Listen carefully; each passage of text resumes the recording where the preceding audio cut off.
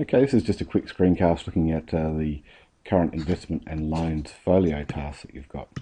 Now, let's just have a read through and see what it's got. Everyone's got a slightly different one, but the general guts of it is the same for everyone.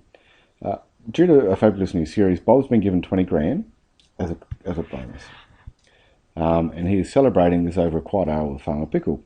Compared to his normal wage of, in this case there's a blank line here because you will have your own wages written in there. He thought that this bonus might be helpful.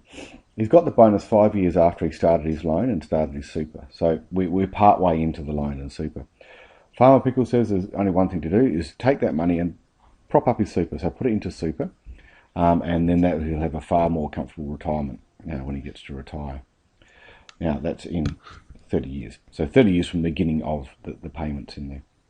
Bob disagrees, stating that it's far better to reduce the debt, and if he pays off his house, it's going to be far better.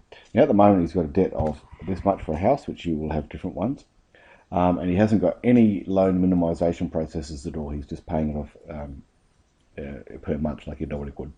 Farmer Pickle didn't think this is a fair thing to do, and he stormed out.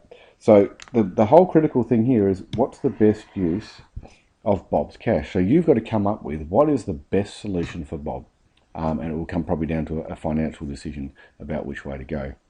So Bob requires a written statement explaining his options based on mathematical calculations. So let's have a look at this in a bit more detail. So let's pretend that the loan's 100 grand. There's got a wage of $100,000, and that the loan of the house is going to have is $500,000. Now, so for the loan, what you're trying to find out over here is you want to work out all the costs with it, how much he pays back, and then also if he uses that $20,000 approximately, how much does he save? Okay, with his super, it's slightly different. You want to work out how much he has, the total amount at the end, and is it enough to live on probably? Is this enough to live on for him? Because you don't know if the amount of money you're going to have is going to be good enough for him to retire on. So these are probably the two parts of the project that you need to be looking at. So let's have a look at what you might be looking at for the loan. Now the loan, of course, is a present value question, okay, because you've got the money and you're borrowing it. So this is just a PV question. And probably what you need to do is start up with doing nothing different, not using the bonus in any way, and just having a look at the standard kind of thing. So obviously you have a look at the size of the loan. You have to find the interest rate. Now you'll have to find that yourself and do a bit of research and show us where the evidence is. You're going to have to work out what kind of monthly payment it will to pay off that loan. You'll probably need to look at how much has been paid back in total and the total interest paid. So if you do those things, then you're going to have, you've got some really good things to be able to look at and be able to compare if you make any changes. Then once you've done that, you're going to be looking at minimisation, okay, because he can take a lump sum payment after the 5 years and pay that off the loan, and then you can see what's going to happen. So to work that out, you're going to have to be able to find the balance after 5 years.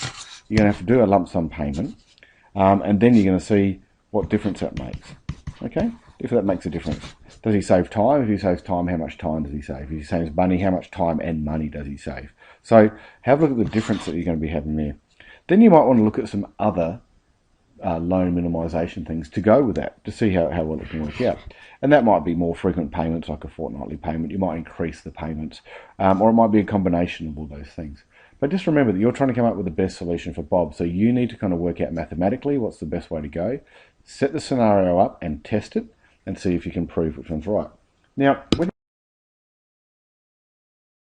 you come to the super, that's slightly different, because with the super, he's having money put away into that all over the 30 years. So you've got the 30-year time frame here, and then 5 years in,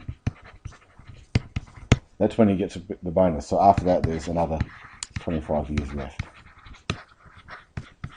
Okay, so with super, you get regular payments from your employer coming in. So if you've got a wage of 100,000, then 9% super is what your employer normally puts in. So that's going to be $9,000 a year. Okay, so then you divide that by 12 to work out the monthly payment. So this would then give you your monthly payment, which then you can use in a future value question. where you're trying to find the future value, or the big chunk of money you're going to have when you retire in 30 years' time. Okay? But then what you want to do, this is where the bonus comes in, work out what the balance is after the 5 years. He's been going for 5 years. How much money has he saved? Plop in that lump sum deposit, the 20 grand, find the total amount at the end, and you might want to discuss whether it's enough to live off of, and then you want to compare. You want to compare what you found here with what you found just in the normal one to see which one's better. And now, after this, then you have to draw it together and compare what you'd make, or what you'd save on your house loan compared to how much more money you would make for your super. Now, it's up to you which way you do it and how you work it, but there's dozens of ways you can solve it and come up with a solution. You might want to pay off the loan quickly and then top your super up for the last 20 years, or however quickly you pay your house off of. So that might work better for you too. But it's up to you to work out how it works, and it's all based on the individual salaries you've been given and the individual house prices you've been given. Good luck.